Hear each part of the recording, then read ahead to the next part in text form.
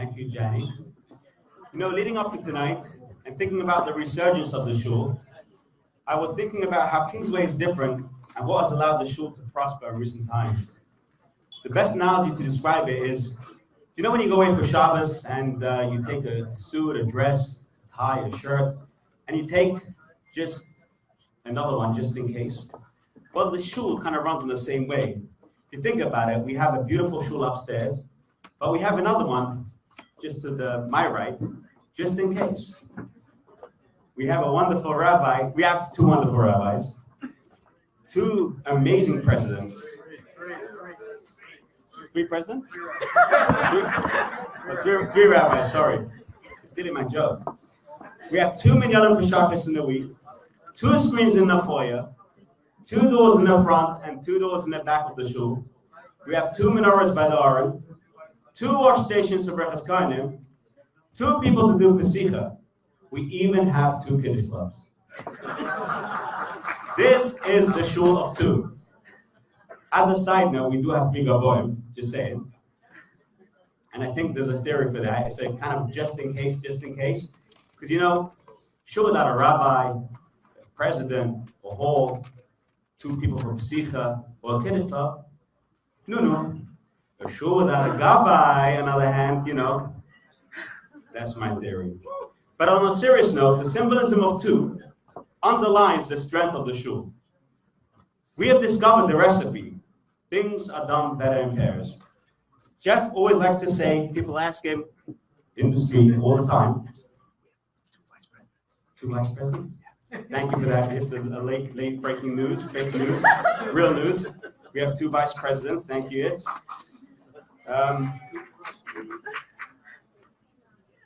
Jeff always likes to say, 2 trustees, right? And the list of 2 goes on.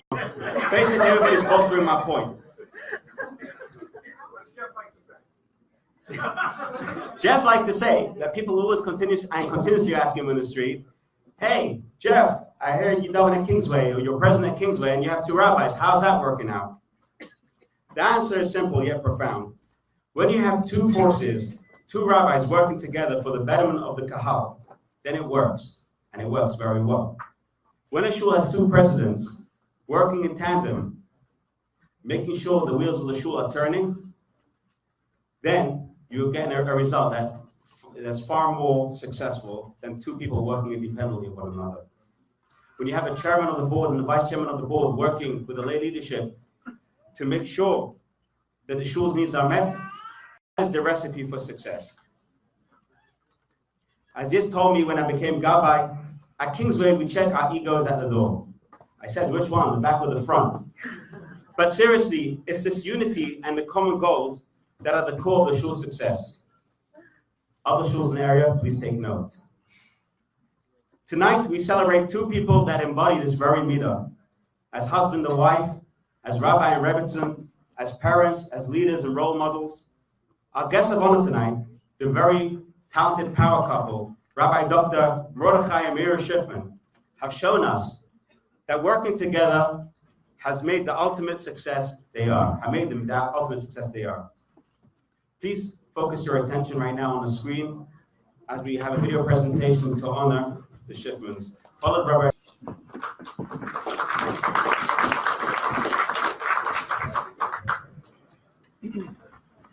I've been asked to announce that we are on schedule and that the dessert room will be available very shortly.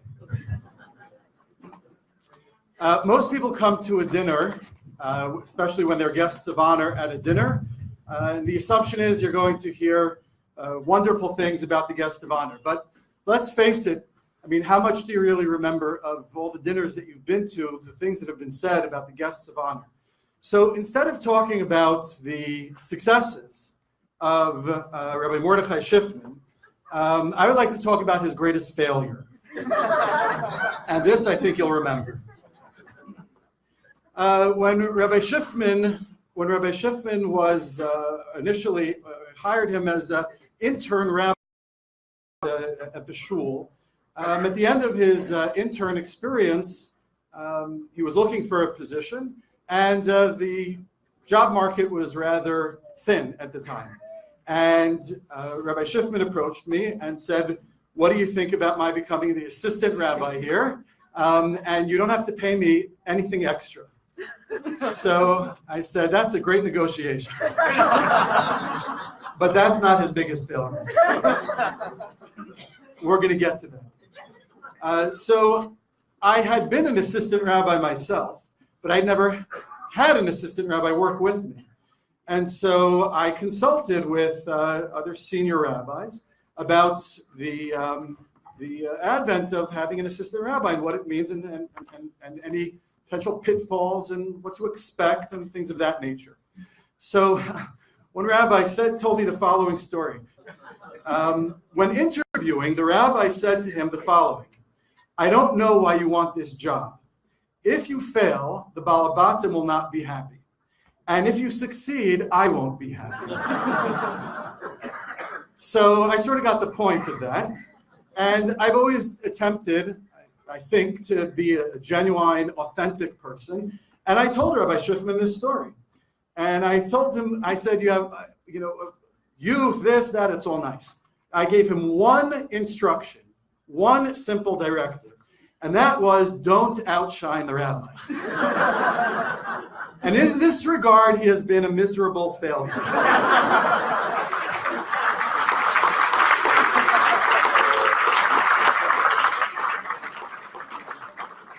Rabbi Shiffman was and continues to be a budding Talmud Chacham whose Torah knowledge is informed by a broader understanding of the world. He's a clinical psychologist, and he's an avid learner.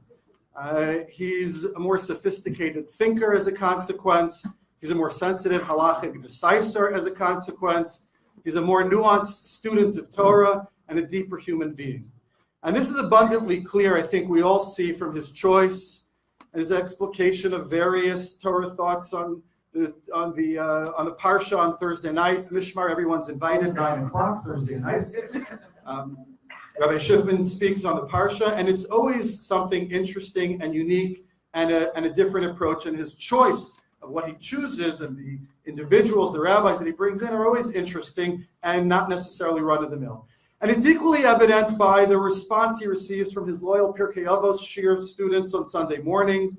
And if you come to the Mincha Mariv on Yom Tovim, where we have shiurim between Mincha and Mariv, Rabbi Shiffman always has some out-of-the-box topic that he usually does not bring to conclusion. Another failure. Because his mission is not to feed you knowledge, but to inspire you to grapple and think about the issues. If I'm unable to deliver a shiur, Rabbi Shiffman is more than willing and fully capable to step in as though he had been preparing for days. Rabbi Shiffman is a man of vision. He is always thinking about how we can do things better in our community, how we can take the shul to the next level. When some years ago, we had an influx of new families, it brought a challenge of how to create a community from disparate individuals. Rabbi Shiffman launched a very informal Friday night to Oneg at some individuals' homes, which was really the beginnings of community building in a very significant way. And if the goal of a shul is to help inspire its members towards greater avodas Hashem, Rabbi Shiffman is constantly thinking how to accomplish that goal. He led for several years, for example, a series on women in Tanakh, just as one example. Now, one of his shiurim, he laid out that in today's family structure, it's really unfair to assume that the wife has all the cooking duties, for example. And when both spouses are usually working outside of the home, the traditional models of the husband working and the wife doing all of the domestic duties just doesn't seem to pan out. And I want you to know that this changed my life. And now it's true. I happen to like to cook. And now every time that I fail to help out at home, I feel guilty. Changed things tremendously. But in truth, actually, I do like to cook. But since my wife is a traditional Sfaradiya woman, it means two things. One is that she has a sense of proprietorship over the kitchen. And it also means that she has absolutely no faith in me. If left to my own devices, that I can be trusted to meet her objectives.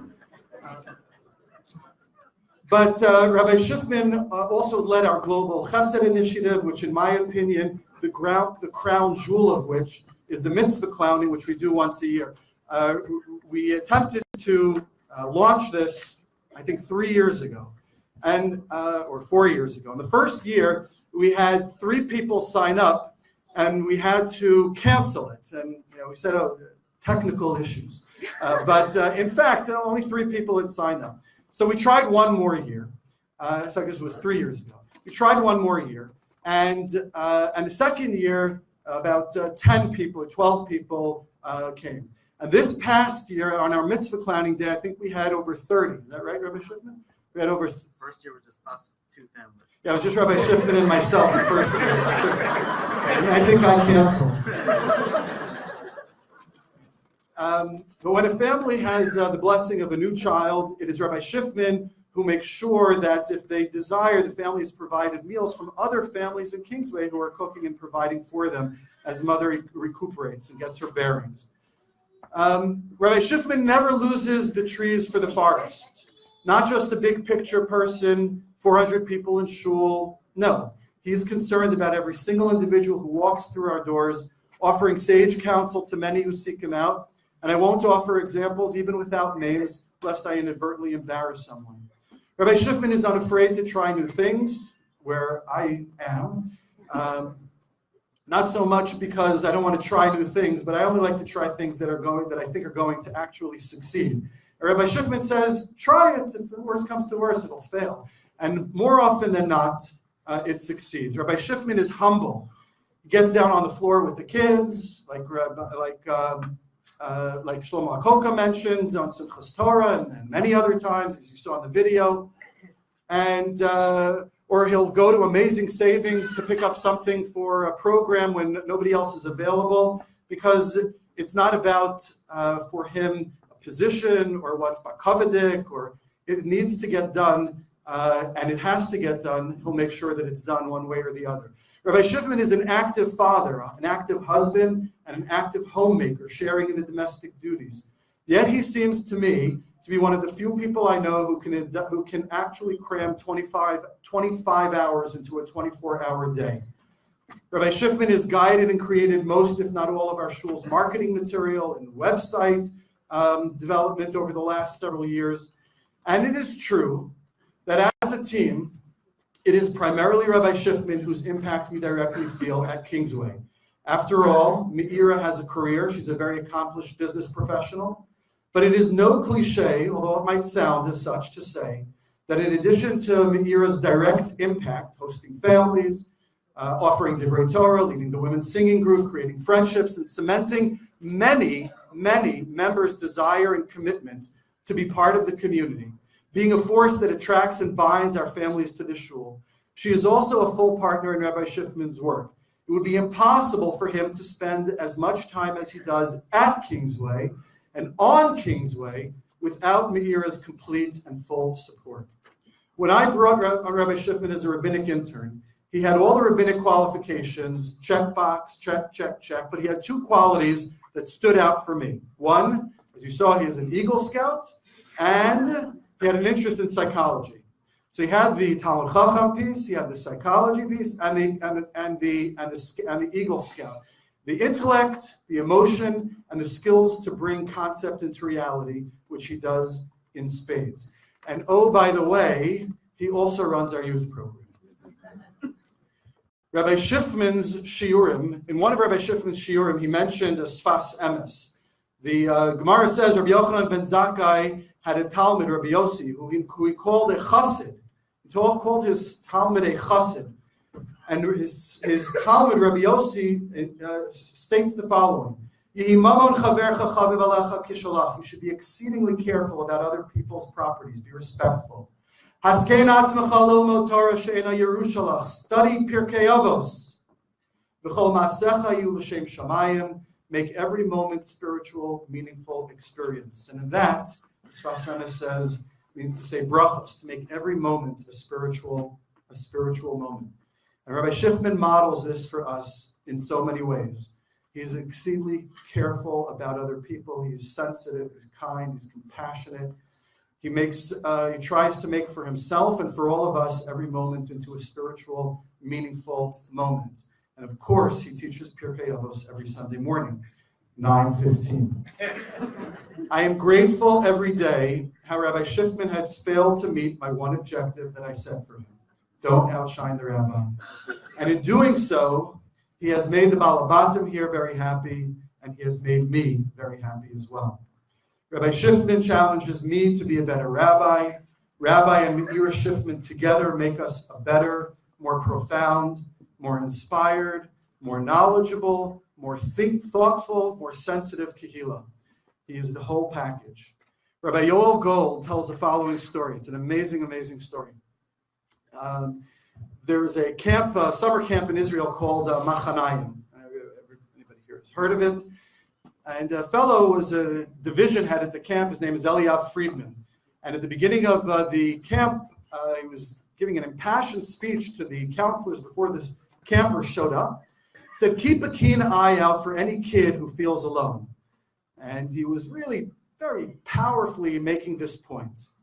And the reason was, when somebody approached him, was because as a kid, he was also in camp. And he felt quite alone and forlorn. And there was a counselor there by the name of Ezi Fireworker, don't know who he is, who did that for Eliyav. And it changed his summer experience, and it changed really his life. And now 20 years later, he's in a position, and a camp director and a division head, and charging his staff to do the same.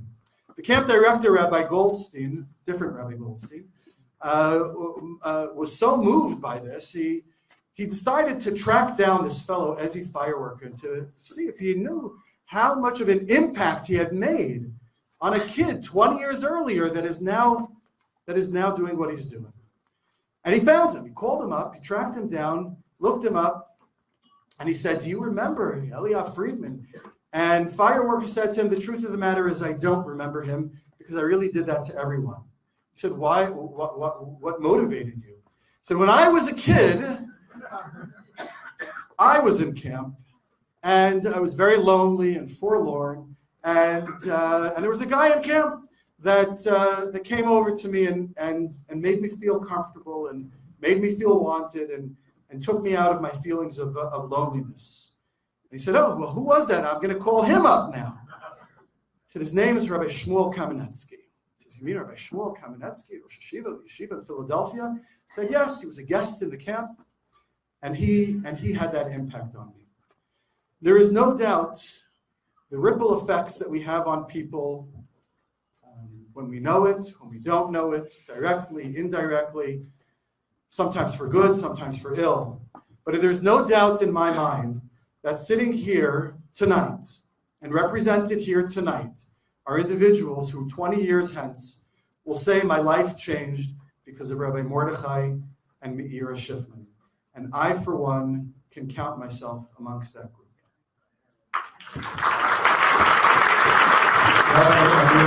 Please step forward.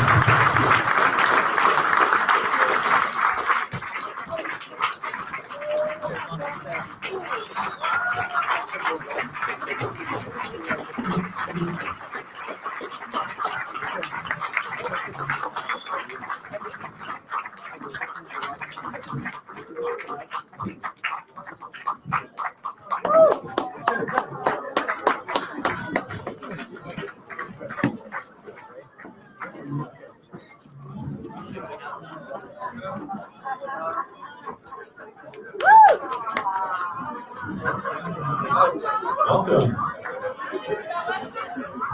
All right, I forgot to announce our special guests who outshine Rabbi Shiffman. Not me this time.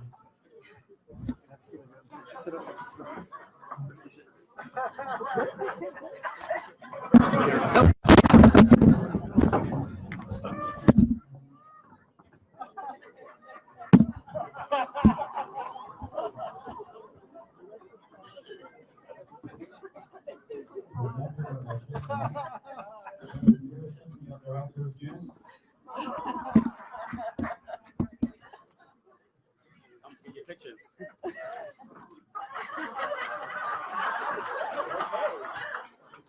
Here.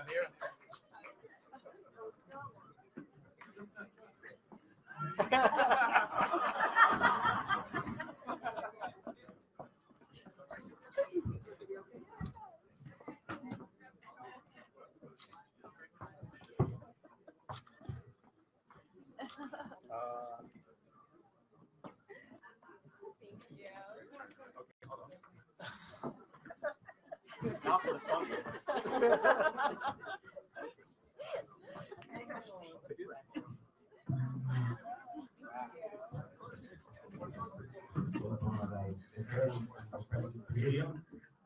What?